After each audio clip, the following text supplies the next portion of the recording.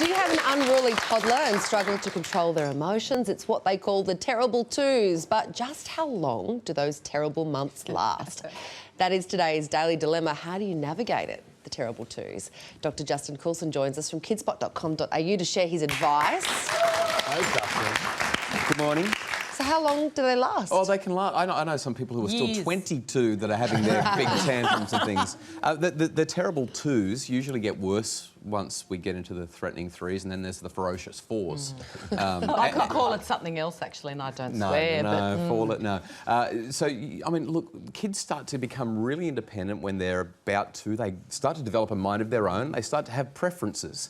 And that can be really off-putting for parents who are used to saying, it's my way, and I'm used to this baby that does whatever I want, and all of a sudden, well, hang on, it's not working anymore. So how do we deal with it? What do you do? Do you stick with the program and say, no, this is what we're doing, or do you let them? Well, they're the two things that most people come up with. This is really important. A little bit later in the show, you're going to be talking about the challenges that teenagers are having and the epidemic of mental illness that we're seeing.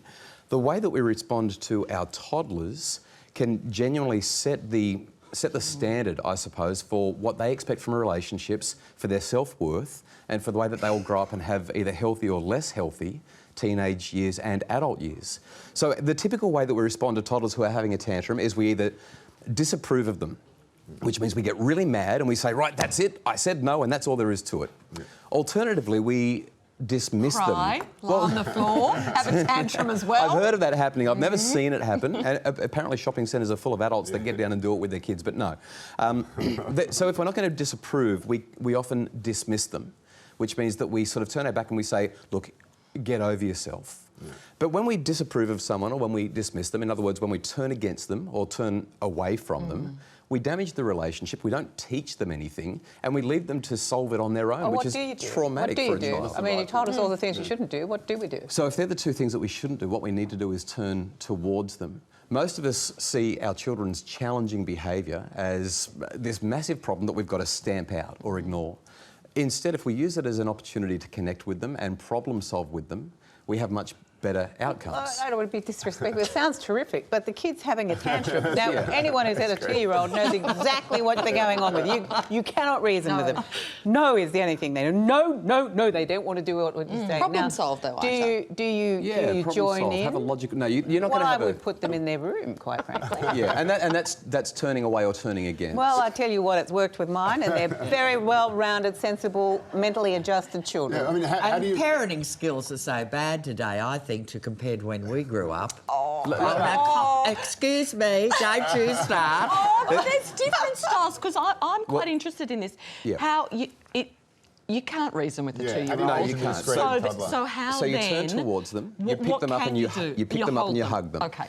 And if they fight, then you put them somewhere safe and say, once you've calmed down, we'll talk about it. Parenting skills, there's no research at all that supports... In fact, parenting skills, if anything, have gotten better rather than worse as time's gone on. We didn't have those rat bags running around when we were kids. Well, as a matter of fact, you probably did. But what this is really about, our kids are going to act up because they're hungry, angry, lonely, tired, stressed or sick. When we push them away or when we get mad at them, we ignore the fact that they're hungry, angry, lonely, tired, stressed or sick, and they feel lousy. When we recognise that they're hungry, angry, lonely, tired, stressed or sick, HALTS is the acronym, HALTSS. When we recognise that, we actually are turning towards them, and then we can recognise that challenging behaviour is an unmet need, and we seek to meet it. Now, so all you mothers out there, next time your toddler is mucking around in Woolies, you're mocking putting on a tantrum, I want you to pick them up. I want you to hug them. Hug them, that's right. Because you'll calm down their emotions. No, it's not. You'll calm their emotions, and once they're calm, the tantrum goes away. Oh, you give them a chocolate. I like the acronym. that might work as well. So you can actually literally just say to your child, HALTS. You've got to get the extra S. HALTS. It's one of the 6. Okay, I was doing so well. I like it. More hugs. Dr. Justin Coulson, thank you very much for coming in. You can join the discussion at kidspot.com.au.